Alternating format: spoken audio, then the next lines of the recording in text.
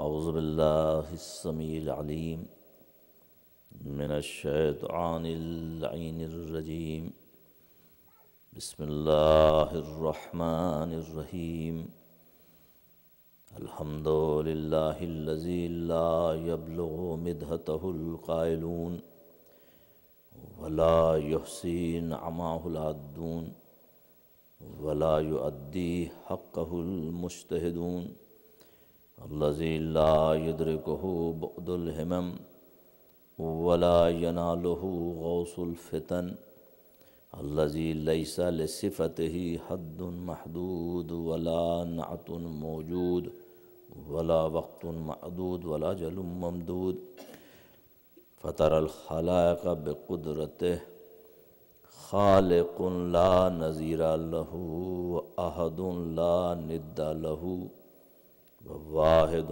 لا ضد لہ وصمد لا کفو لہ والرازق لا معین لہ وفاطر لا شریک لہ الاول بلا زوال والدائم بلا فنا لیس لہ حد فی مکان ولا غایت فی زمان جلت عظمتہ والصلاة والسلام والتحیۃ والاکرام علی اشرف الانبیاء والمرسلین ابی القاسم محمد واہل بیتہ الطیبین الطاہرین المعصومین المظلومین الذین اذہب اللہ عنہم الرجس وطہرہم تطہیرا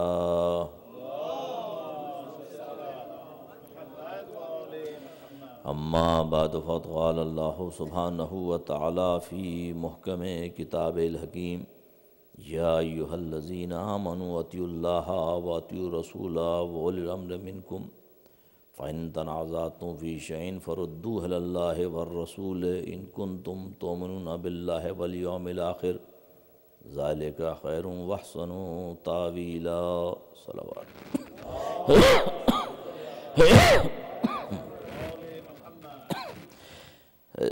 صاحبان ایمان، اطاعت کرو اللہ کی اور اطاعت کرو رسول کی اور ان کی جو تمہارے درمیان صاحبان امر ہیں۔ پھر تم میں کوئی جھگڑا ہو جائے، کوئی نزاع پیدا ہو جائے، اسے لوٹا دو اللہ اور اس کے رسول کی طرف اگر تم ایمان رکھتے ہو اللہ اور آخرت پر۔ یہ تمہارے حق میں بہتر ہے، انجام کے اعتبار سے یہی اچھا ہے، بہت عمدہ ہے۔ دیکھیے یہ جو سلسلہ گفتگو ہے، چونکہ آج ذکر بھی حضرت امام حسن علیہ السلام کے چونکہ شہادت سے بھی ہے، محمد و آل محمد، تو مقصد یہ ہوتا ہے کہ ہم یہ دیکھیں کہ ان ایام اعزا کا مقصد ہے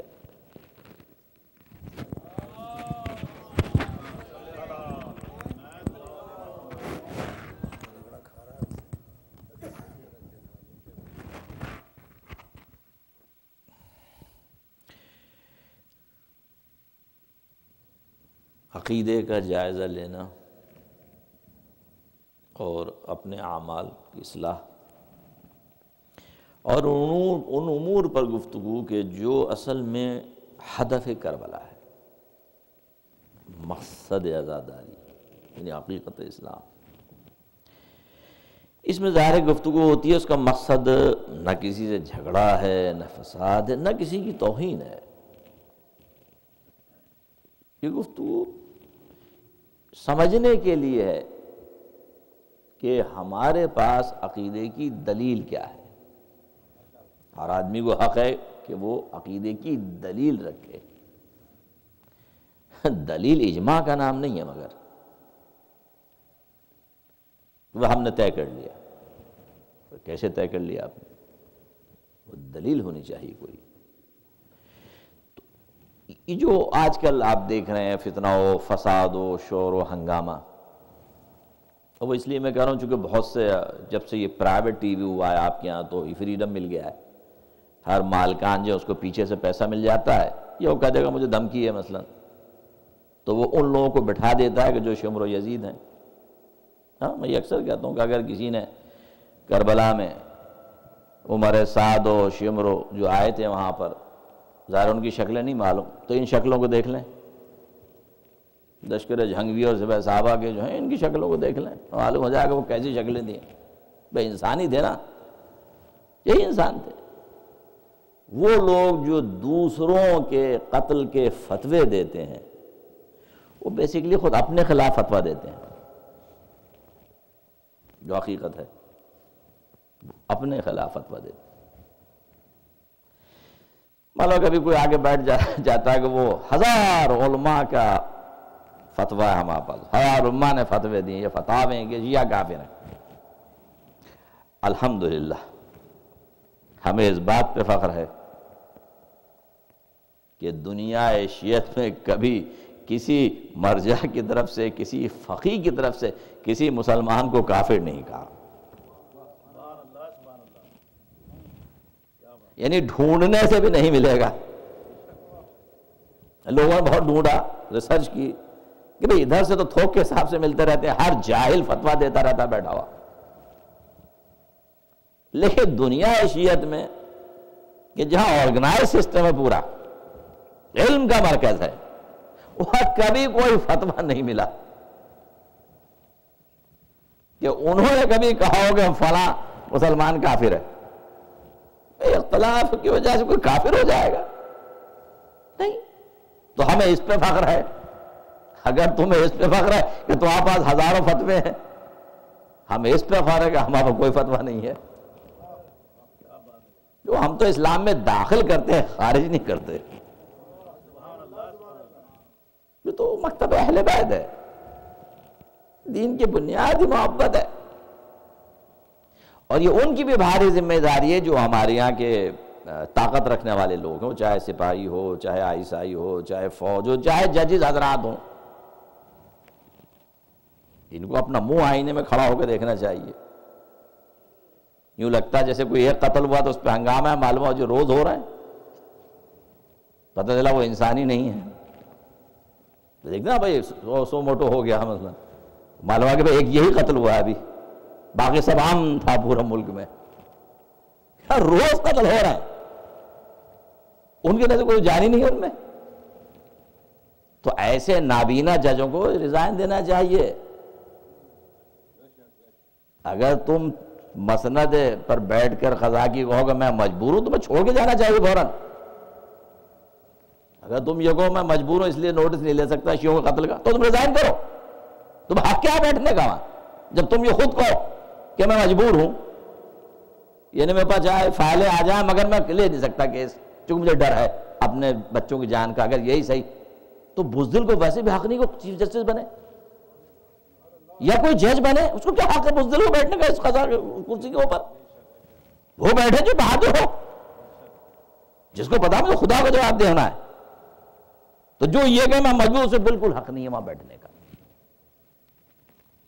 تو جانور یہ چلتا رہتا ہے دنیا میں، یہ کوئی نئی بات نہیں ہے اختلافات، مگر آپ غور کریں، تو بات آئی اس لیے کروں کہ دیکھیے وہ جو علیحدگی پسند ہونے کا نعرہ لگا رہا ہے، اس کا بھی ٹارگٹ شیعہ، جو کہہ رہے ہیں ہم علیحدگی چاہتے ہیں، مثلا ملک توڑنا چاہتے ہیں، اور جو دوسرا وہ فرقہ ہے اس کا ٹارگٹ بھی شیعہ کہ بھئی شیعوں کو قتل کرنا ہے، چونکہ مسلمان نہیں ہے۔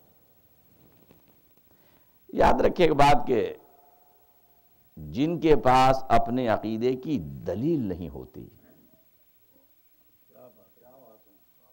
اسلحہ وہی اٹھاتے ہیں، دلیل کے جواب میں دلیل دی جاتی ہے۔ ابراہیم نے بتوں کا آگے توڑ دیا اور ایک کے چھوڑ دیا، جب ساری قوم واپس آئی یہ کس نے کیا؟ کہ یہ جو بڑا ہے تمہارا اسی نے کیا ہوگا۔ اب ظاہر اس بات کو تو کوئی نہیں مانگ، یہ کیسے کر سکتا ہے؟ تو پھر انہی سے پوچھ لو جو ٹوٹے پڑے ہیں کہ تمہیں کس نے توڑا، کہ یہ کیسے بتا سکتے ہیں؟ یہ کوئی بولتے ہیں کہ پھر ایسوں کی بندگی کیوں کرتے ہو؟ جو اپنا دفاع نہ کر سکیں، اب جب اپنے نفس میں دیکھا کہ کوئی دلیل تو ہے نہیں، جواب کیا دیں؟ تو قرآن نے کیا کہا؟ حرقوہ، اسے جلا دو۔ قرآن نے کہا کہ بجائے اس کے جب جواب نہیں دے سکے ابراہیم کی بات کا، تو فیصلہ ہوا کہ اس کو جلا دو تاکہ وجود ہی نہ رہے۔ تو یہ اس دن سے پتا چلا کہ جن کے پاس عقیدے کی دلیل نہیں ہوتی وہ صرف دوسروں کے قتل ہی کی بات کرتے ہیں۔ سر بات بھیجیے۔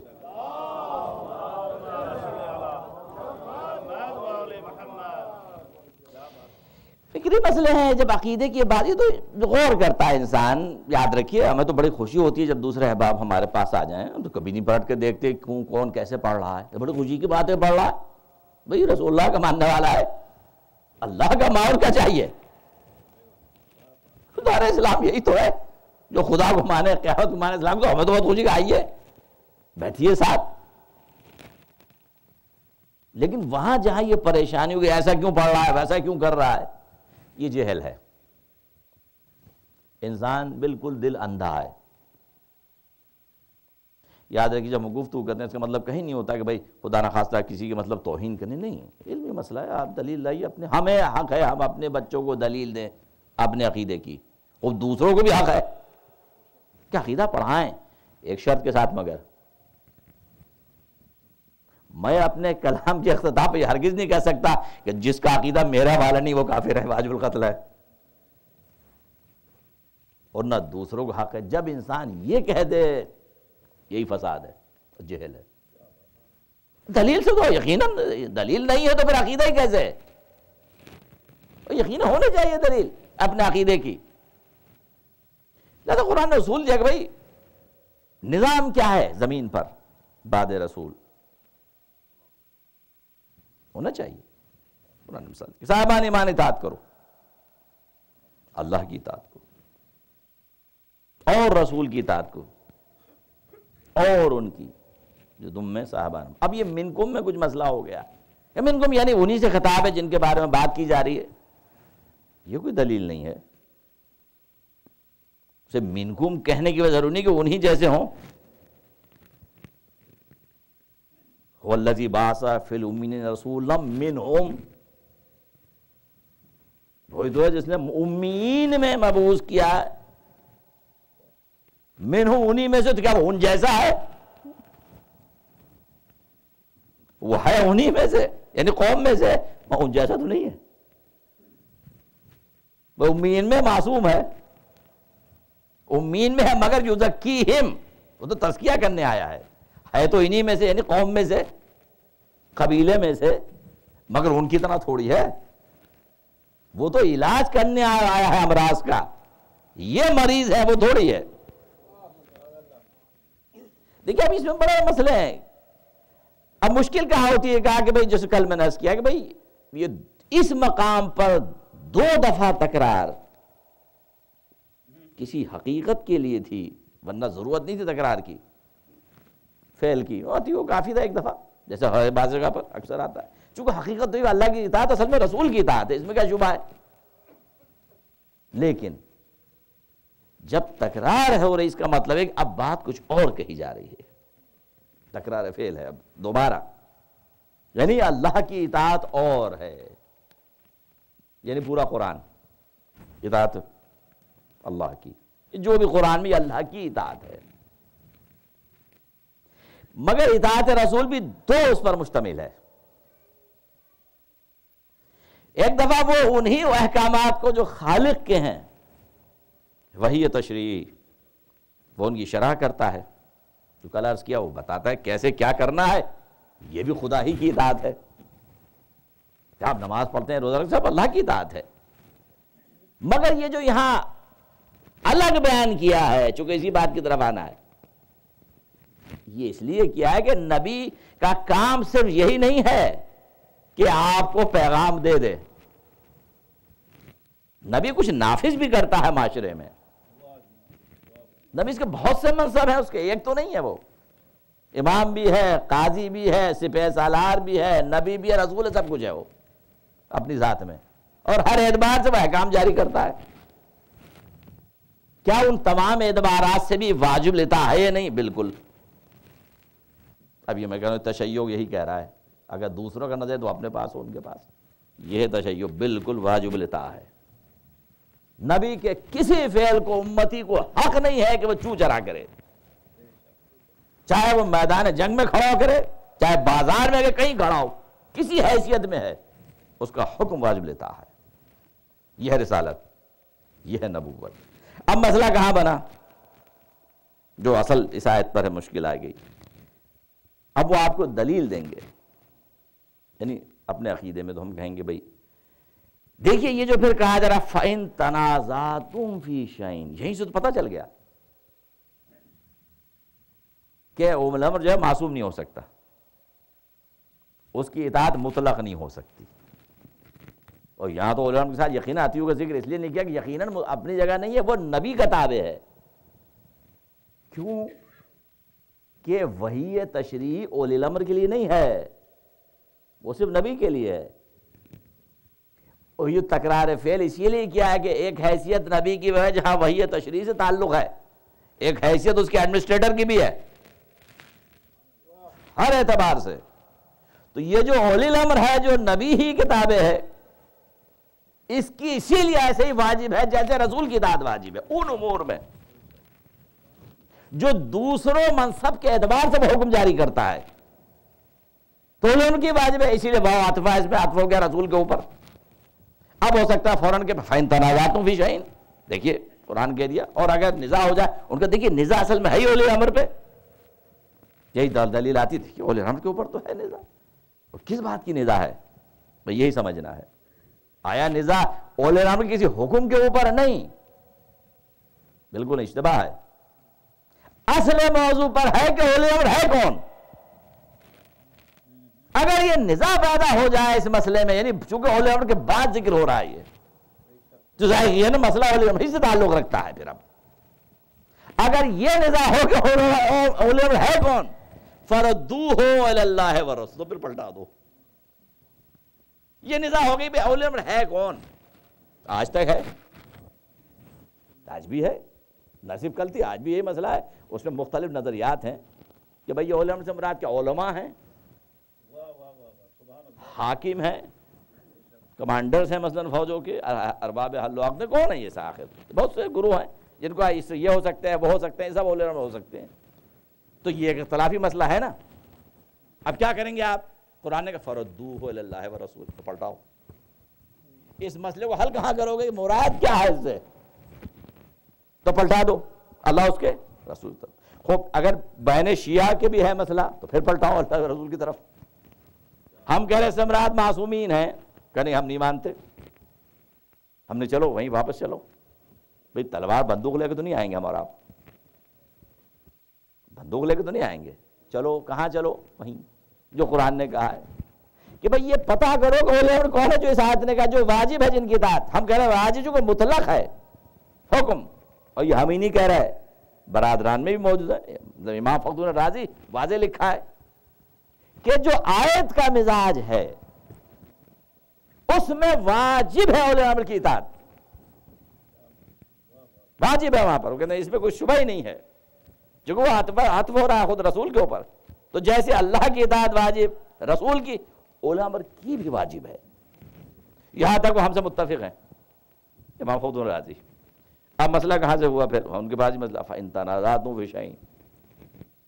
اب وہ یہ تو جانتے ہیں کہ یہ یقیناً اولی امر وہی ہونا چاہیے جن کی اطاعت مطلق واجب ہو، مگر وہاں ایک مسئلہ آ گیا، پھر جس کی اطاعت مطلق واجب ہے پھر اسے معصوم بھی ہونا چاہیے، کیونکہ عقل کا تقاضا ہے کہ جہاں چونکہ یہ تو قرآن میں نے کہا چلیے آپ ہی برادران اسلامی سے کہہ رہا ہوں، چلو بھائی پلٹیں اللہ اس کے رسول کی طرف. نزاع ہو رہی ہے ہم میں کون سے مراد کیا ہے، کون لوگ ہیں یہ، چلو بھائی اللہ کی طرف اس کے رسول کی طرف. ہم نے کہا اللہ سے پوچھیں. ہم نے کہا پورے قرآن میں کسی مقام پر اللہ نے یہ کہی نہیں کہ اولی امر کی اطاعت کب کر سکتے اور کب نہیں کر سکتے. کہیں قید ہے؟ نہیں، اللہ نے تو کہیں قید نہیں بیان کی کہ دیکھو اگر غلط کام کرے تو اطاعت نہ کرنا. یہ کہاں ہے قرآن میں؟ قرآن میں تو کہیں نہیں کہا یہ تو آپ خود فیصلہ کر رہے ہیں کہ برے کام کا حکم میں بالکل نہیں اطاعت کرنی چاہیے، وہ تو ہر جگہ کے لیے یہی ہے، وہ تو قرآن خود کہہ رہا ہے لا یامر بالفحشاء، اللہ فواحش کا حکم نہیں دیتا ہے، ظاہر بات ہے ان کو بھی حق نہیں، کسی کو بھی حق نہیں ہے کہ وہ فواحش کا حکم دے، طے شدہ بات ہے۔ تو قرآن کو ہم نے جب دیکھا تو قرآن کی کسی آیت میں ذکر ہی نہیں ہے کہ اگر اولی امر کی اطاعت واجب کی تو ساتھ میں یہ بھی کہا کہ کب واجب ہے کب نہیں ہے، یعنی یہ اطاعت دو ہی ہے، یا مشروط ہے یا مطلق، جس کی کل گزر گئی بات۔ اطاعت مطلق اللہ کی اطاعت، اس کے رسول کی اطاعت، اطاعت مشروط جیسے والدین کی اطاعت، جیسے والدین کی اطاعت، یہ کس میں سے آتی ہے بات؟ اولاد کی اطاعت کون سی ہے؟ اطاعت مشروط ہے جیسے والدین کی، یا اطاعت مطلق ہے؟ اب اس پہ نزاع ہے۔ ہم نے کہا یہ قرآن سے پوچھ لیں، قرآن نے تو کہا ہی نہیں آپ سے کہ صبح کرنا یا شام کرنا، قرآن نے کہیں نہیں کہا جب برائی کریں تو مت کرنا، معصیت میں نہیں اطاعت کرنا، یہ تو قرآن نے کہیں نہیں کہا آپ سے، اس نے کہا اطاعت کرو۔ تو ہم نے قرآن نے تو کہیں قید ہی نہیں لگائی کب اور کب، جیسے رسول کے لیے نہیں ہے، رسول کو قید تو نہیں کہ بھائی تم مسلمان ہو اس وقت کرنا اس وقت نہ کرنا، یہ اس کی ذمہ داری خالد نے خود پہلے ہی لے لی کہ یہ غلط بات تو کبھی کہیں گے ہی نہیں تم سے، اس کی گارنٹی ہم لیے لیتے ہیں۔ بچہ ابھی تو آپ بچوں چرا کے کیے بغیر اطاعت رسول کریں، بغیر سوچے ہوئے، وہ اگر رسول کو حوالے کر دیا آپ کے اسی طرح کہ بھئی دیکھ بھال کے اطاعت کرنا، کبھی پتہ نہیں رسول اپنے موڈ میں نہ ہوں، ابھی کبھی گھر والوں میں، کبھی گھر سے غصے میں نکلے ہوں، وہ ہوتا ہے نا غصے میں نکلے، مالا جو چاہے کسی کو برا بھلا کہہ دیا، چونکہ بھئی ذرا گھر سے نکلا موڈ خراب تھا، ہوتا ہے نا کبھی، تو بھئی آج برا بھلا کہہ دیا کسی کو، مطلب رسول کسی ناراض ہوئے جو بیویوں سے لڑ کے نکلے تھے مثلا گھر سے، نہیں، اس کی گارنٹی اللہ کی طرف سے، ایسا نہیں ہو سکتا، ان پہ جذبات غالب نہیں آ سکتے۔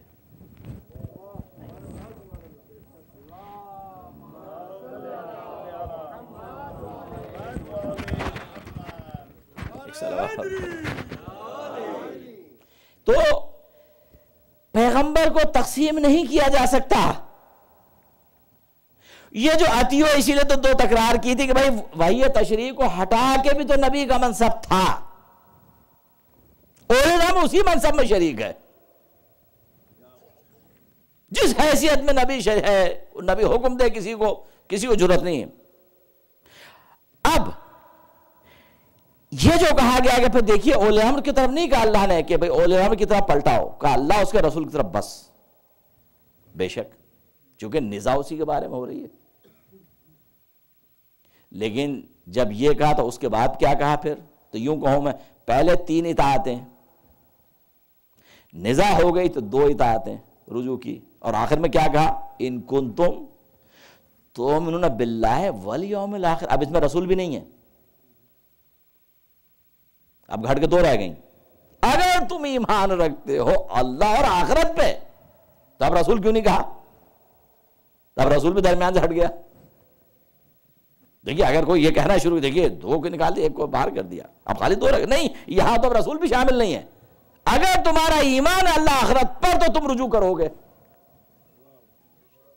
چونکہ اصل مسئلہ آخرت پہ ایمان، اللہ پہ ایمان ہے، جبھی تو آپ رجوع کرتے ہیں، اور اللہ اور آخرت پر ایمان کی وجہ ہی تو رسول کو مانتے ہیں۔ تم لوگ یاد رکھیے میں کیا کہہ رہا ہوں، اللہ اور آخرت پر ایمان کا لازمہ ہے رسول پر ایمان۔ کبھی آپ سے ذکر کیا ہوگا نہیں کہ اصول دین عقلی اسی لیے تو ہیں، اصول دین کے لیے ضرور نہیں کہ آپ آیت قرآنی پڑھیں، نہیں، یہ عقل سے طے ہو جائیں گے، تفصیل بعد میں پڑھتے رہیں۔ عقل نے آپ کی کہا کہ کوئی ہے، کائنات کو دیکھنے کے بعد، یہاں موضوع نہیں میرا سب سرسری گزروں، عقل نے کہا کوئی ہے، تو میں نے کہا اگر وہ ہے تو پھر روز حساب بھی ہونا ضروری ہے، کیونکہ اگر روز حساب نہیں ہے تو مجھے کیا فکر ہے وہ ہے یا نہیں ہے،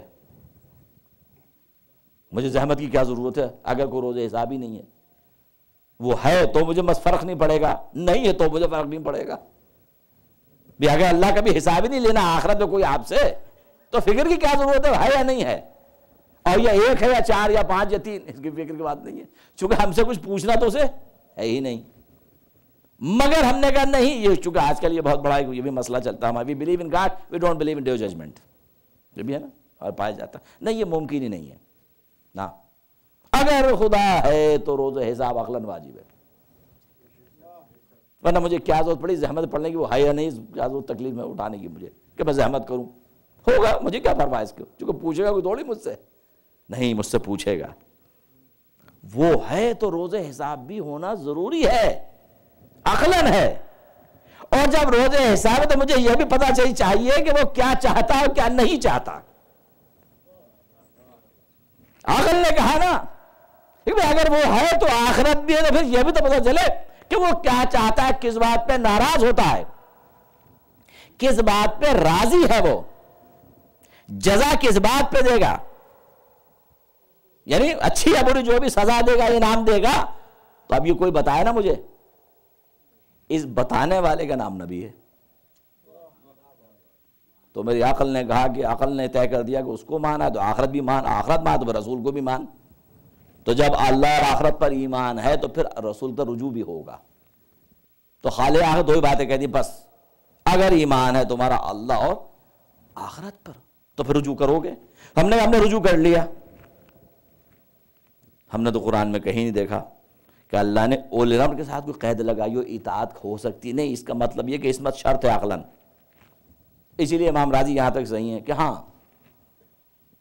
معصوم ہونا چاہیے، مگر اب ان کے پاس کوئی وجود خارجی نہیں ہے معصوم کا، یعنی ان کو علم نہیں کوئی معصوم اور بھی ہے ملت میں سوائے رسول کے، وہ نہیں جانتے۔ یعنی غور کیجئے، آیت کا تقاضا ہے چونکہ اطاعت مطلق ہے، چونکہ اطاعت مطلق ہے مشروط نہیں ہو سکتی، مزاج آیت ہے تو معصوم بھی ہونا چاہیے، یہاں تک تو عقل لے آئی، یعنی خود قرآن لے آیا ہمیں، مگر ہم کسی معصوم کو جانتے ہی نہیں ہیں، وجود خارجی نہیں مل رہا ملت میں، تو ارباب اللہ جو مجمع جمع کر کے جسے حاکم بنا دے اس کی اطاعت واجب ہو جائے گی۔ یعنی یہ طے ہوا نا، جس کو ووٹ پڑ جائیں، یہ کہاں سے گارنٹی ہے کہ وہ خلاف قرآن حکم نہیں دے سکتا؟ بھئی تو ہم ہی نے تو اسے چنا ہے۔ بس جان میں یہ ایک اہم مسئلہ ہے کہ جو آپ اگر یہ کہیں کہ ہے تو مطلق، جیسا ابھی میں عرض کر چکا مطلق ہے، اب میں نے کہا چلیے قرآن دیکھ لیا، ہم نے اللہ کی طرف رجوع کیا، ہمیں نہیں ملا کوئی قید اولی امر کے ساتھ، تو اب رسول سے بھی پوچھ لیں، حدیث کی طرف رجوع کریں، مانا یہ رسول سے جانے کے، اب چلو رسول کی طرف، کیا اب رسول سے پوچھے بھائی اولی امر کون ہے؟ کیا کوئی ایسا ہے زبان رسالت سے جس کی عصمت کی گواہی نبی دے رہا ہو؟ دیکھیے قرآن بھی دے رہا ہے، کہ قرآن نے خود کہا، اگر میں اب ان سے کہوں کہ ابھی اگر آپ قرآن کی تک رکھوں میں، تو میں کہوں گا بھائی یہ کیوں سمجھتے کہ قرآن نہیں کہہ رہا آپ سے؟ کیا اگر آپ کہہ رہے ہیں معصوم قرآن میں، کیوں نہیں ہے قرآن میں؟ یہ اتنی بڑی جو آیت بیان ہو رہی ہے، لِيُذْهِبَ عَنْكُمُ الرِّجْسَ أَهْلَ الْبَيْتِ وَيُطَهِّرَكُمْ تَطْهِيرًا،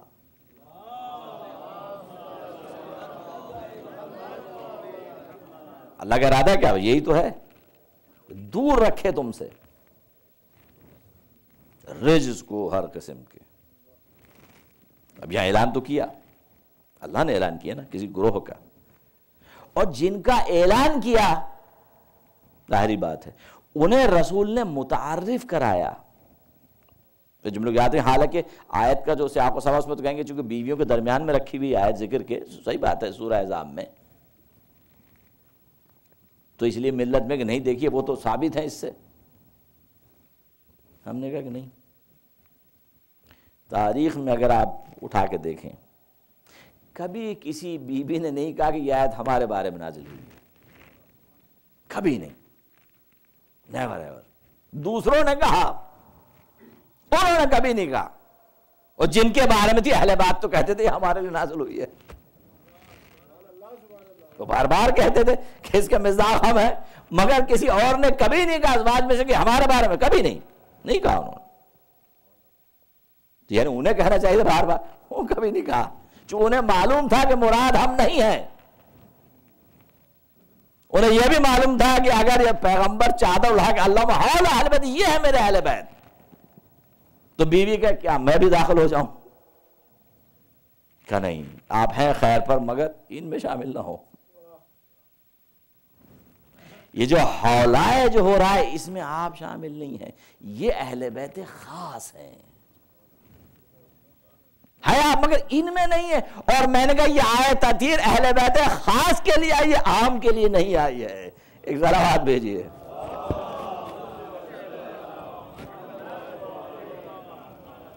چونکہ یہ طہارت کا خاص اعلان ہے، تعارف ہے کچھ ہستیوں کا.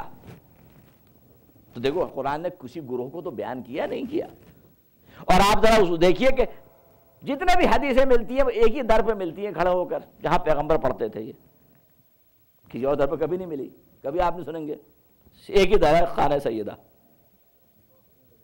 نکلتے بیٹھتے نبی نماز میں آتے جاتے وہیں کھڑے ہو کے اعلان کرا آیت پڑھ رہے ہیں. یہ بھی ایک دستور دیکھا لوگوں نے. اب جس نے جتنے دیکھا ویسی روایت بھی کر دی. کسی 3 مہینے دیکھا، 6 مہینے دیکھا، جتنی دفعہ جس کی نظر پڑی اس نے روایت کر دی کہ 6 مہینے میں نے یہی دیکھا. جب بھی نکلتے ہیں تو اس کا نبی چاہتے کیا تھے؟ یہ تعارف ہی تو کرانا چاہتے تھے. اور میں کہوں چلو اگر چادر پڑی ہوئی تھی تب کہا تھا رسول نے، تو اللہ نے چادر اٹھا دی مباہلے میں کہ اگر وہ ہستیاں چادر کے اندر تھی تو مسئلہ ہے کون ہے کون نہیں ہے، اس سے کون مراد ہے. چونکہ آیت وہاں رکھی ہوئی ہے، یہاں بہت سے لوگ شامل ہو سکتے ہیں. نہیں، ہم نے کہا کہ اب یہ مباہلہ میں انہی کا تعارف تھا جن کی طہارت کا اعلان تھا، انہی کی صداقت کا بھی اعلان ہے. اور یہ وہ جگہ ابنانا ابناکم نسانا نساکم کہ ابن تیمیہ حرانی جیسا شخص خارجی، ہاں وہ شیخ الاسلام ہے دوسروں کے نزدیک، مگر وہ خارجی تھا ناصبی، اس کو بھی ماننا پڑا کہ اس آیت میں یہی 5 مراد ہے، چھٹا کوئی نہیں. ایک صلوات بھیجیے.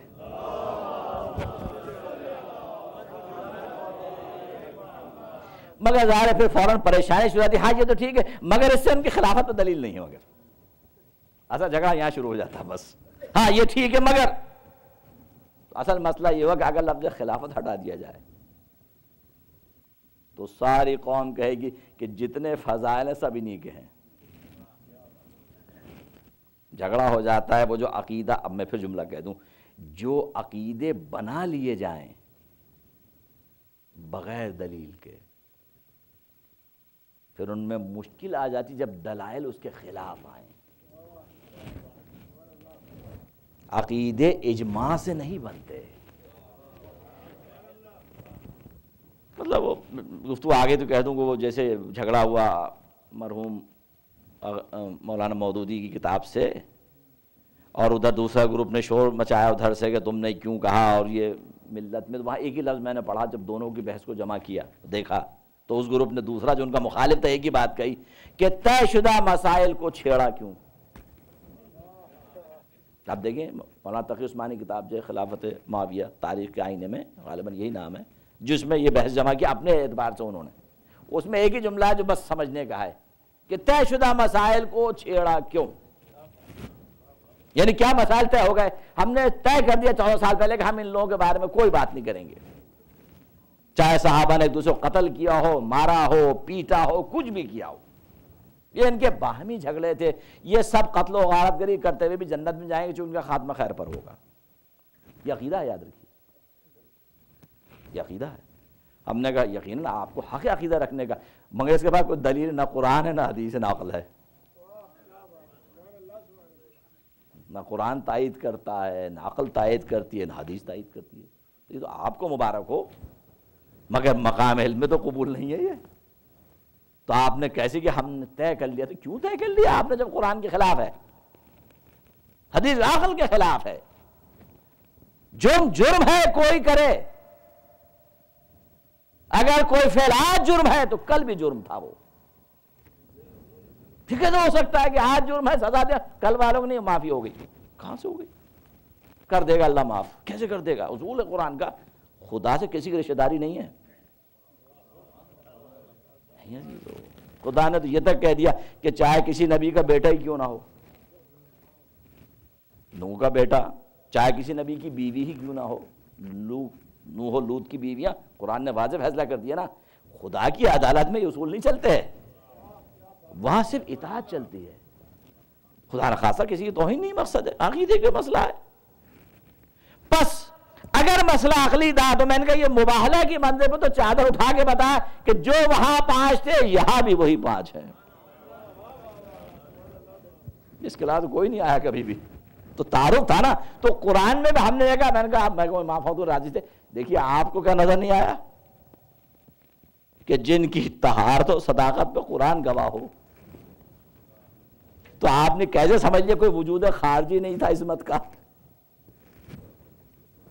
چلیے چلتے ہیں پھر واپس رسول اللہ کی طرف بھی۔ کیا رسول اللہ آپ نے کسی کا تعارف کرایا کبھی یا نہیں جن میں عصمت پائی جاتی ہو؟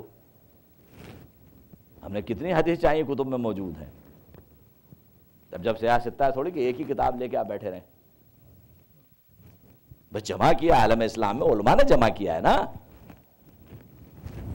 نبی کہہ رہا علی مع الحق والحق مع علی، علی حق کے ساتھ نہیں، یہ کافی نہیں ہے، حق علی کے ساتھ ہے، علی مع القرآن نہیں، یہ کافی نہیں ہے، بل قرآن مع علی۔ اب اس سے بڑی بات کیا ہوگی؟ اللہ وعد الحق کا ماہو ہے سمادار، حق کو ادھر ادھر پھیر دے جدھر جدھر علی پھرے۔ اب پیغمبر عصمت کا اور کیا معنی بیان کرے؟ پیغمبر کہہ رہے جہاں جہاں یہ جائے، یعنی جو جو اس کا موقف ہے وہی اسلام ہے، وہی حق ہے۔ بس اب میرا جملہ یاد ہے کہ عالم اسلام سے کہہ رہا ہوں میں یہ بات، یاد رکھو میری بات، فرق اہل بیت اور صحابہ، کوئی یہ نہ سمجھا ہم کسی کی توہین نہیں، چونکہ میں بات کروں گا صحابہ سے مجھ سے زیادہ محبت کون کرے گا؟ صحابی کسے کہتے ہیں؟ جس نے حق کی صحابیت کو ادا کیا۔ میرا سلام ان صحابہ پر جنہیں غسیل الملائکہ کہا جاتا ہے۔ حضرت حنظلہ یہ کون ہے؟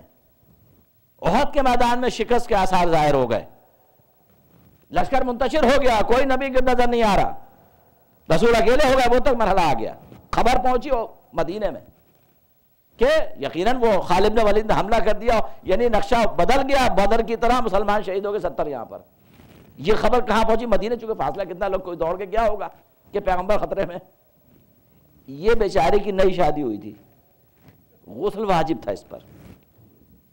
اس کو جب یہ خبر ملی صحابی کو کہ رسول خطرے میں، جنگ کا نقشہ بدل گیا، یہ اسی عالم میں بھاگے بغیر غسل کے، وقت نہیں چکے، اسی حالت میں بھاگے، دشمن سے لڑے اور شہید ہو گئے۔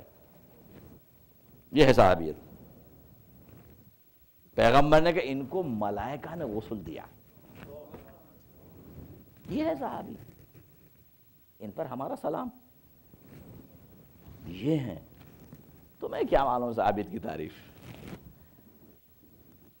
صحابیت جان ساری کو کہا جاتا ہے، جو اپنی جان نہ بچائیں، نبی کی جان کو فوقیت دیں۔ نبی کی جان بچانا دین ہے، ایمان ہے۔ سمجھے کوئی تو اس کو غلط اس میں نہ جائے کوئی، ہم بیان کر رہے ہیں کسے کہتے ہیں۔ فرق کیا ہے صحابہ اور اہل بیت میں؟ سنو، جس آگے پوچھا امام احمد بن حنبل سے، ان کے بیٹے نہیں پوچھا کہ بابا ذرا صحابہ کی جو مزید فضیلت کا جو چارٹ ہے، کس کے بعد کون افضل، سب سے زیادہ کون افضل، ذرا بیان کیجئے۔ انہوں نے جیسی خلافت ہے، جو عقیدہ اجماع کا، یہ بھی اجماع ہے اس پر کہ جیسی خلافت ہے ویسی افضلیت بھی ہے، جس پہلے سب سے زیادہ افضل، اس کے بعد دوسرے پہ تیسرے پہ چوتھے۔ تو باپ نے بیان کرنا شروع کیا، 3 کے بعد رک گئے، یعنی 3 بیان کیے، اور صحابہ سے کیا ہوگا مجھے پوری نہیں کہہ سکتا میں۔ بیٹے نے کہا آپ نے علی کا نام نہیں لیا۔ تو امام حنبل کہتے ہیں بیٹا تو نے صحابہ کے بارے میں پوچھا تھا، علی اہل بیت ہے، خالی اہل بیت تعلق ہے، اور اہل بیت کا کوئی موازنہ صحابی کے ساتھ نہیں ہو سکتا. ذرا بات بھیجیے.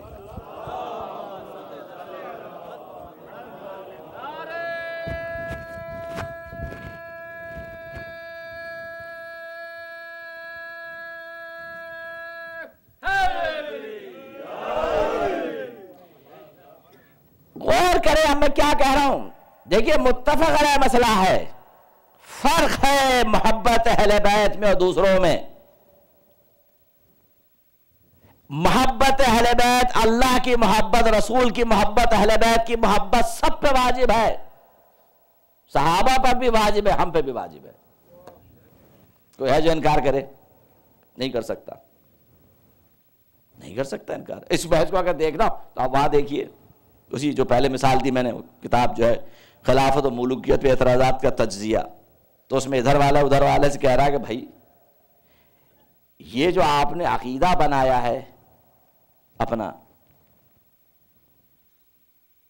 ابھی ہم لفظ معصوم کہہ رہے تھے تو آپ کہہ رہے ہوں گے یہ شیعوں کا عقیدہ ہے، ادھر تو الحمدللہ اس کوئی مسئلہ ہی نہیں ہے. نہیں، وہاں بھی ہے. وہ محفوظ کہتے ہیں، وہ بھی ٹرم یوز کرتے ہیں محفوظ.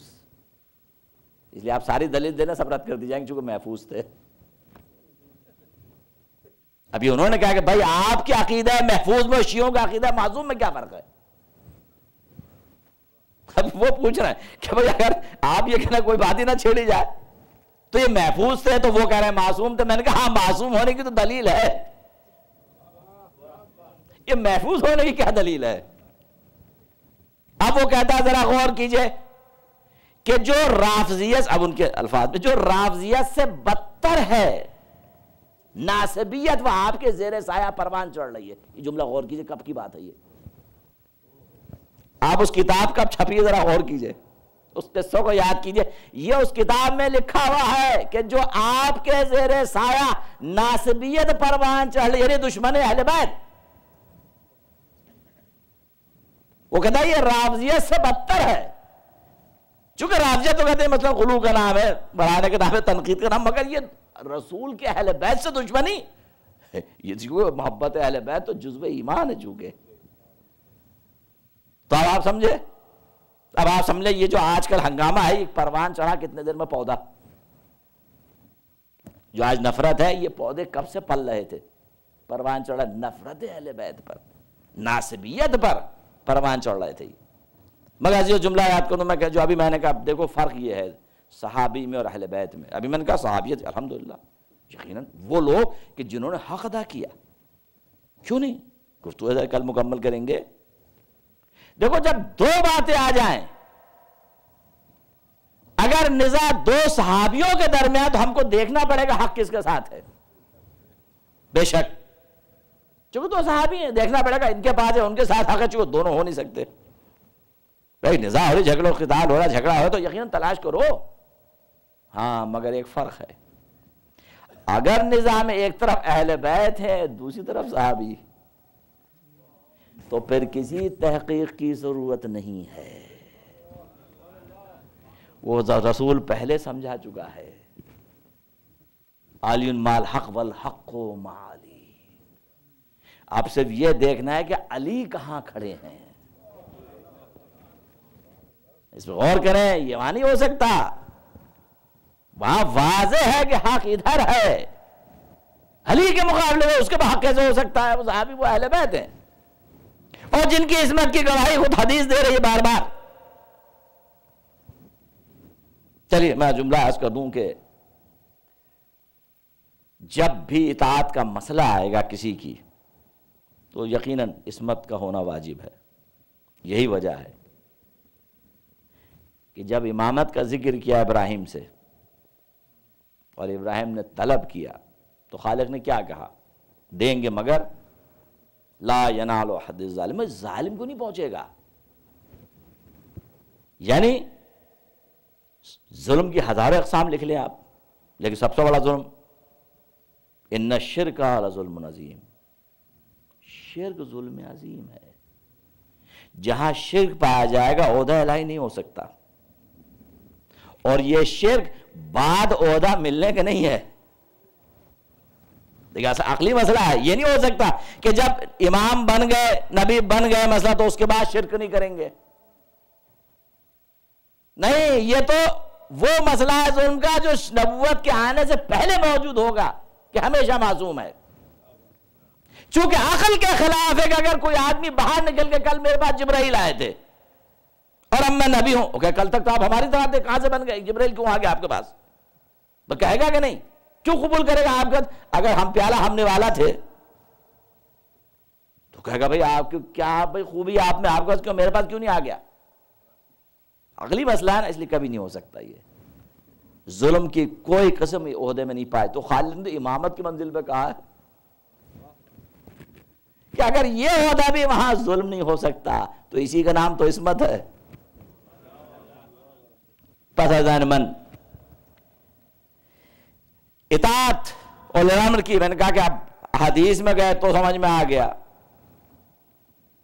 کہ ان کی اطاعت واجب ہے. ان کو کبھی نبی کہا مثل ہارون، تو میں وہی نسبت ہے جو ہارون کو موسیٰ سے تھی، یہی ہے نا. ہارون کون تھے؟ قرآن کہتا ہے ہارون نبی تھے، یعنی ہارون جانشین بھی تھے اور ہارون نبی بھی تھے. دیکھیے غور کیجیے آپ. چلیے میں اس بحث میں زیادہ نہیں جانا چاہتا، مجھے کسی منزل پہ جانا ہے. چلیے میں زندگی کو ہٹا دیں اس کو. اب میں کہتا ہوں میں ذرا غور کو عصمت کہتے کسے ہیں؟ ایک تفصیلی بحث ہے دوسری، تو اس میں بھی نہیں جانا. عصمت خلاف مرضی الہی کوئی کام کرنا، اپنے نفس کی اتباع کرنا، یہی ہے نا. کیا تمہیں نظر نہیں آ رہا کوئی کہ جو سوائے رضا الہی کوئی کام نہیں کرتا ہے؟ اگر جوانی ہے تو جوانی کا تقاضا نہیں ہے تلوار چلانا خالی. یعنی کہ عمر چونکہ 23 سال ہے 24 سال ہے تو الحمدللہ تو بس جوانی کا خون ہے تو قتال کریں گے، لیکن 60 سال کے ہو جائیں گے تو نہیں کر سکتے. دعا کریں گے کھڑے ہو کے؟ نہیں ہو سکتا. یہی ہے جو ابھی مکہ سے نہیں آئے، یہاں پر ہجرت کے 2 ہی سال پہلے کی تو بات ہے، تو کوئی نہیں جانتا علی کو. حمزہ کو جانتے لوگ، حمزہ مردان شجاع، بزرگان جانتے ہیں حمزہ. بہت سے لوگ مسلمان میں حمزہ کے ڈر سے، حمزہ کی ایسی شجاعت ہے. لیکن جب بدر ہو گئی، ہجرت کرتے ہی دوسری ہجری، اور بدر ختم ہے، تو اب کیسے پتہ چلا کہ سب سے بڑا بہادر کون ہے؟ جب بدر ختم ہوئی تو پتہ چلا کہ سب سے بڑا سورما کون ہے.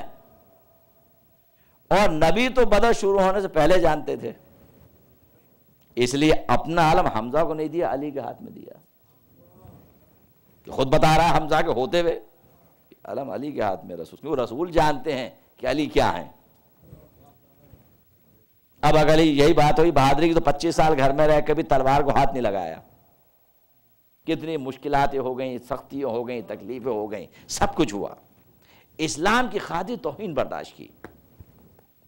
یہ توہین ہی ہوتی نا کہ کسی کی زمانے رسول میں کسی کی جرات نہ ہو نگاہ اٹھا کے دیکھنے کی کہ سارے فضائل و کمال قدم میں ہوں، اور زمانہ بدل جائے اگر پیغمبر کے بعد تو اس کے گلے میں رسی ہو اور وہ تلوار نہ کھینچے. آپ ممکن ہے یہ کیسے ہو سکتا ہے؟ میں نے کہا یہ ایسے ہی ہو سکتا ہے. اگر کوئی عام انسان علی ہوتے تو یقیناً تلوار کھینچتے. تمہیں چونکہ عصمت کے معنی نہیں معلوم. ہاں علی یہی کرتے. اگر علی کو ابو سفیان نے پیشکش کی تھی خلافت کی تو علی کیا کرتے اگر عام انسان ہوتے؟ غور کی میں لفظوں پر کیا کرتے؟ ارے بھائی ہمارا حق ہے، بار بار کہہ رہے تو وہ مدد کرنے آ رہا ہے، لے لو.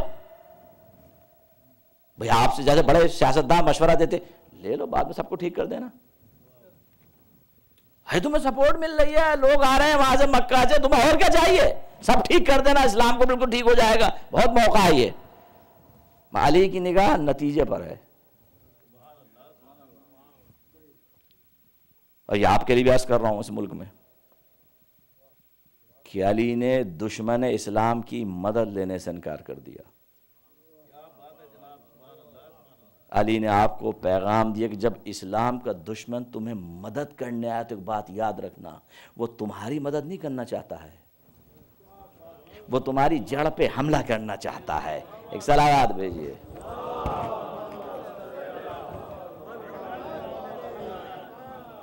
اس کا احساس وہ بعد میں ہوگا۔ یہ علی آپ کو سمجھائے جا رہے تھے، ورنہ بہت سے لوگ کہتے بھائی مل نہیں، لے لیں بھائی، سب ٹھیک کر دیجیے گا۔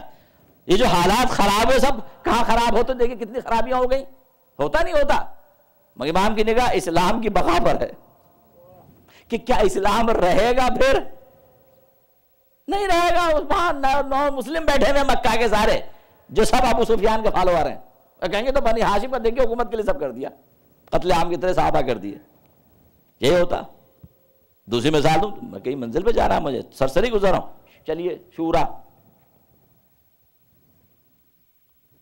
شورا میں بھی نام ڈال دیا نا۔ خلافت مل رہی صرف ایک شرط پر، سیرت شیخین، صرف سیرت شیخین، ایک شرط ہے صرف، جو عبد الرحمن ابن عوف نے رکھی ہے، جانتے ہوئے رکھی ہے، انہیں پتا تھا علی کبھی یہ بات مانیں گے نہیں۔ حکومت کہاں تک پہنچی ہوئی؟ افریقہ تک۔ پہلی منزل پہ تو خالی اب یہی تھی، چھوٹی تھی حکومت، اب تو افریقہ تک پہنچ گئی۔ یا علی لے لیجئے، ایک شرط میں کیا رکھا ہے، بعد میں جو چاہے کیجئے گا، بعد میں جو چاہے کیجئے گا۔ کون ہاتھ پکڑتا ہے؟ پہلوں کو پکڑ لیا کیا؟ کوئی نہیں ہاتھ پکڑتا۔ بھائی کہیں گے نا آپ سیاست کا اصول، ارے بھائی کیا حرج ہے، لے لیجئے۔ علی نے کہا نہیں، یہ نہیں ہو سکتا، یہ نہیں ہو سکتا، حکومت چاہے جہاں تک پہنچ جائے اصول کو نہیں توڑا جا سکتا، نہیں یہ نہیں ہو سکتا۔ اور یہی میرا جواب ان لوگوں کے لیے جو یہ کہتے ہیں کہ سب شیر و شکر تھا، علی تو تائید کر رہے تھے۔ ارے اب آنکھیں کھول کے دیکھو، اگر ان کی تائید ہو رہی ہوتی علی سیرت شیخین کو رد کیوں کرتے؟ اس بات کو ہمیشہ میں یاد رکھیں ان کے لیے کہ یہ تو تم کہہ رہے ہو اگر وہ تائید کر رہے تھے تو پھر حکومت اتنی بڑی چھوڑ کیوں دی؟ یہ علی نے سیل کیا اس بات کو کہ اگر میں متفق ہوتا تو مان لیتا، میں نے حکومت چھوڑ دی اسی بات پر کہ بالکل نہیں، جو علی ان سے متفق نہیں تھے۔ یعنی علی کہہ رہے تھے میرے سکوت کو لوگوں کی مدد نہیں سمجھنا، اسلام کی مدد سمجھنا۔ اب اور عصمت کسے کہتے ہیں؟ میں تو عصمت ڈھونڈ رہا ہوں نا، اور عصمت کسے کہتے ہیں؟ عصمت یہ کہ جہاں انسان مرضی الہی کے خلاف کام نہ کرے، اور ایسے حالات میں بھی جہاں سارے انسانی توجہ کسی بات کی طرف ہو، دشمن کے مارنے کے اوپر خالی، اور اگر وہ گستاخی کر دے تو ایسے لمحے میں بھی کہ جب سارے حواس ایک جگہ ہوں، عمرو ابن عبدت کو یا مجھے قتل کر دیا میں اسے قتل کر دوں، بھائی پلک جھپکنے کی بات ہے، اس وقت بھی جو اس کا خیال رکھے میرا نفس نہ شامل ہو جائے، اسی کا نام عصمت ہے۔ صلوات بھیجیے۔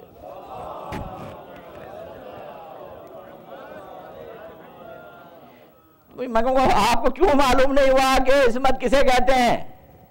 وہ مقام ہے امیر المومنین کا، چونکہ ایسی دشوار زندگی گزاری ہے جو اچھے پریشان ہو جاتے سوچ کر علی کے بارے میں۔ اس لیے کہ عیسائی نے کہا کہ اگر میں یہ کہوں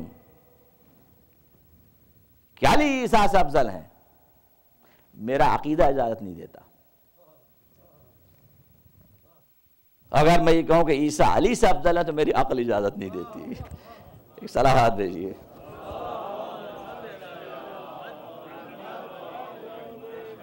وہ اس اوج کمال پر تو یاد ہے کہ مراد ہے کہ یہاں ائمہ کے جتنے بھی کام ہیں وہ جذبات کے تحت نہیں ہیں،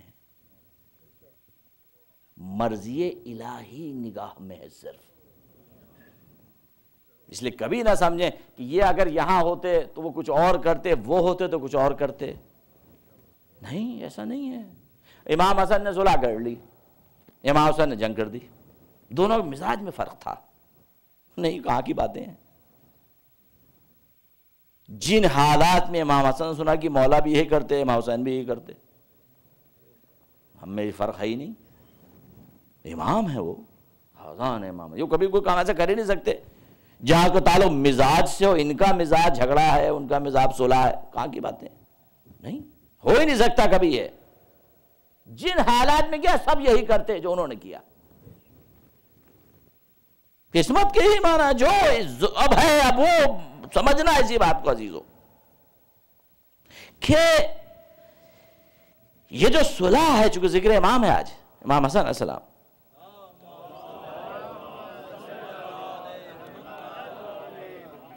امام دیکھتا ہے کیا بچایا جائے، کیا کھویا جائے۔ یقیناً میں کوئی شبہ نہیں کہ امام کو مجبور کیا گیا، اس میں کوئی شبہ نہیں کہنے میں، خوب امام اپنی مرضی تھوڑے حوالے کر دیتے حکومت اس شخص کے کہ جس کو ان کے والد نے ایک لحظے کے لیے برداشت نہیں کیا گورنر دینے کے لیے، یعنی باقی نہیں رکھا۔ اب کوئی آپ سے یہ کہہ دے کہ اچھا تو پھر والد صاحب نے تو برداشت نہیں کیا تو امام حسن نے حوالے کر دیا، اس فرق کو سمجھیں۔ علی نے اپنی حکومت میں اسے برداشت نہیں کیا، امام نے تو چھوڑ دیا اسے، حکومت کو۔ کیا تعلق؟ کیوں؟ اس لیے کہ وہ افراد اسی قابل تھے ملت کے کہ جنہوں نے حق کا ساتھ نہیں دیا۔ دیکھیے مجبوری ہے، چونکہ آپ افراد میں کوئی افراد نظر نہیں آ رہا جو مدد کریں، آپ کہیں لشکر تھا، اور لشکر امام کو زرہ پہن کے نماز پڑھانے آنا پڑتا تھا، زرہ پہن کے۔ معاویہ دو کام کرتا تھا، ادھر وہ پیسے بھیجتا تھا افراد کو خریدنے کے لیے، سرداروں کو، اور ادھر سے پیشکش کرتا رہتا تھا کہ بھائی ختم کریں اس کو۔ ہم تو دیکھ رہے تھے حالات کو کہ اپنے سردار ہی بک رہے ہیں مال دنیا میں، حب دنیا میں، معلوم تھا۔ یعنی یہ بھی تھا کہ امکان کی جنگ ہو تو پکڑ کے حوالے کر دیں امیر شام کے، تاریخ پڑھی الفاظ امام کے، یعنی یہ حالات ہیں۔ کیوں؟ اب یہ میں بات چونکہ یہاں تک آپ کی کسی بات تک کہہ رہا ہوں، دیکھیے ایک بات غور کیجیے میری۔ امیر المومنین کے زمانے میں جو جنگیں ہوئیں اور جو اس سے پہلے ہوئیں، کسی صاحب نے مثلا کہا کہ امیر المومنین سے پہلے لوگ بہت جوش تھا ان میں جہاد کا، امام علی کے زمانے میں لوگ سست ہو گئے۔ نہیں، ایسا نہیں ہے، فرق کو سمجھیں۔ امیر المومنین کی، تاکہ آپ سمجھیں امام حسن کے حالات کو، امیر المومنین کی لڑائیاں داخلی تھیں، مسلمان سے لڑ رہا تھا۔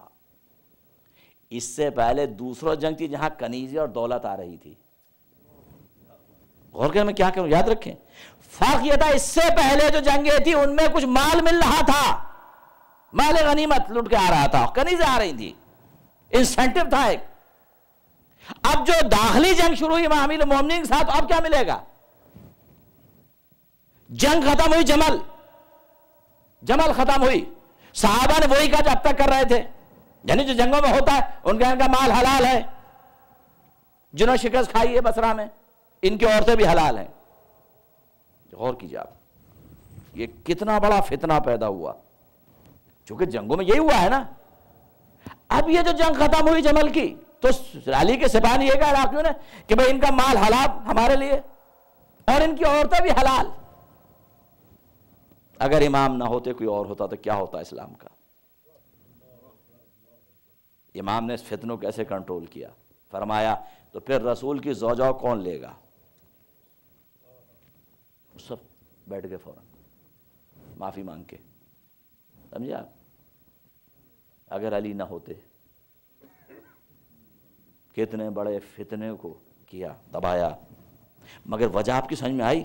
جو لوگ علی کے ساتھ تو کہہ رہے فائدہ کیا اس لڑائی کا، ہمیں تو کچھ مل نہیں رہا، جان جا رہی ہے خالی، ہم تلوار چلا رہے ہیں، لڑ رہے ہیں ایک دوسرے سے، نتیجے میں ہمیں تو کچھ مل ہی نہیں رہا، نہ مال مل رہا ہے نہ کوئی نیز مل رہی ہے۔ تو آپ سمجھے سبب کیا ہے بیداری کا؟ چونکہ دونوں طرف سے ادھر بھی کلمہ پڑھ رہا ہے، ادھر بھی کہہ رہے ہیں مسلمان ہے، وہ بھی مسلمان ہے، تو مشکل ہے، مل کچھ نہیں رہا۔ اس نہ ملنے میں یاد رکھیے جو حب دنیا کا مسئلہ تھا، حق پرستی کی حمایت کم ہوتی چلی گئی۔ اس لیے امام کو کہنا پڑا کہ تم نے میرے سینے میں پیپ بھر دی ہے. اپنے سپاہیوں کا، کسی اور کو نہیں کہا. کاش تم مجھے نہ ملے ہوتے. اب آپ سمجھیں کہ یہ وہی لشکر ہے جو امام حسن کو ملا ہے. یہی ہے نا. اور امیر شام پیسے خرچ کر رہا ہے، سرداری کو دے رہا ہے، دونوں طرف سے کام ہو رہے ہیں. اب امام کی یقیناً اصلاح مجبوری ہے، چونکہ کون اپنی مرضی سے دے گا اس کے ہاتھ میں حکومت. اب دیکھنا ہے کہ مجھے بچانا کیا ہے. جملہ خالی صلح نہیں کی ہے، یاد رکھیے. ہاں، صلح کر کے اس کو ننگا بھی کیا ہے قیامت تک کے لیے. وہ نقاب کھینچی ہے جو اس نے منہ پہ چڑھائی بھی تھی کہ میں تو انتقام میں آیا ہوں رشتہ دار کی اپنے بدلہ لینے کے لیے.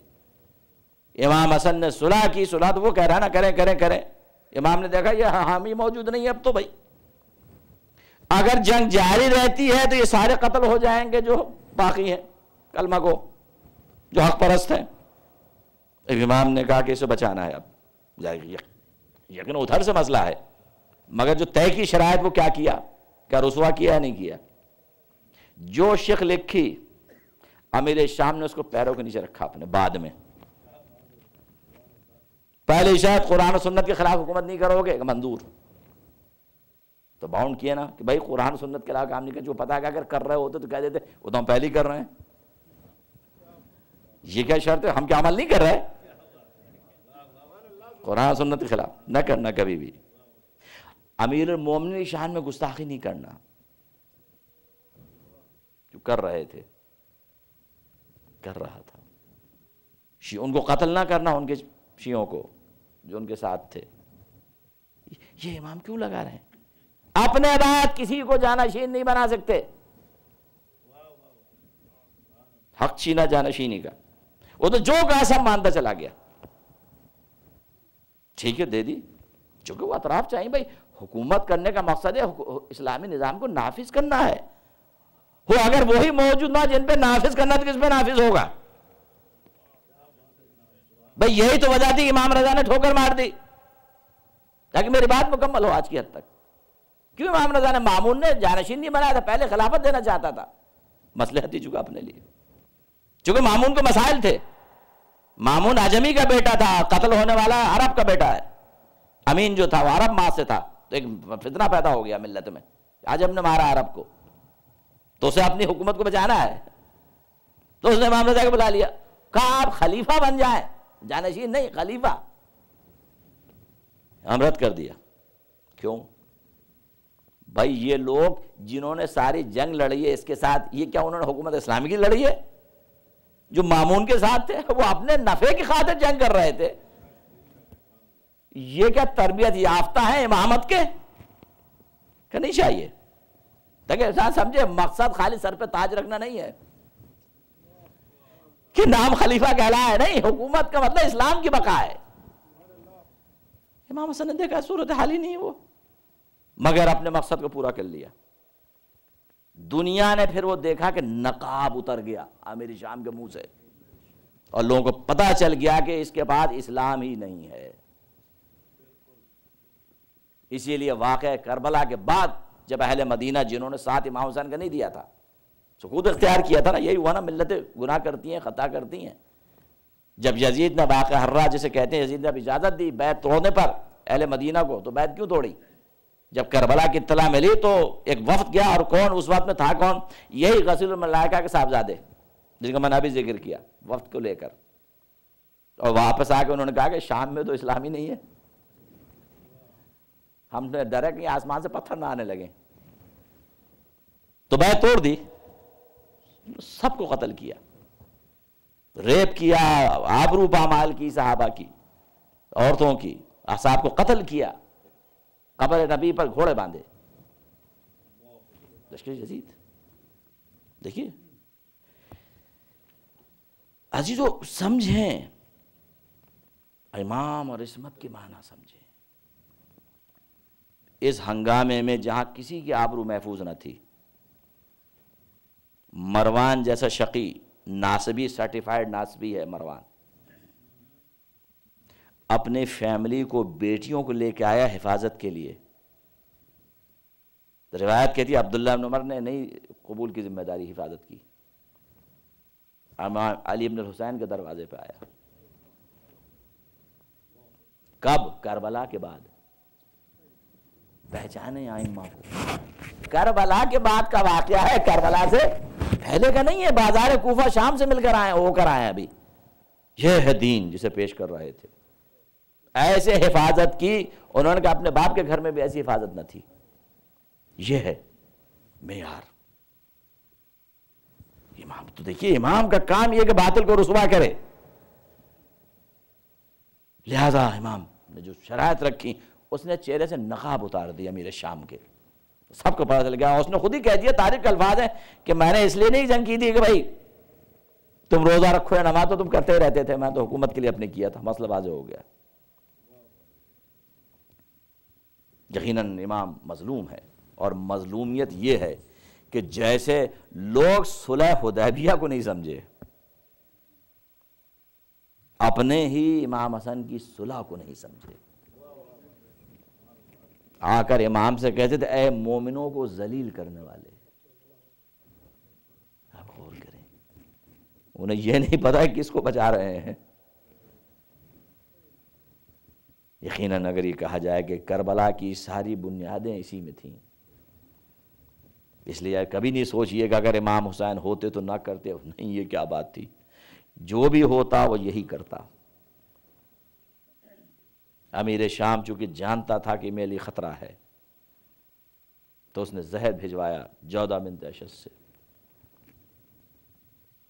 جودہ کی ماں ام فروا ہیں، ام فرما حضرت ابوبکر کی بہن ہیں۔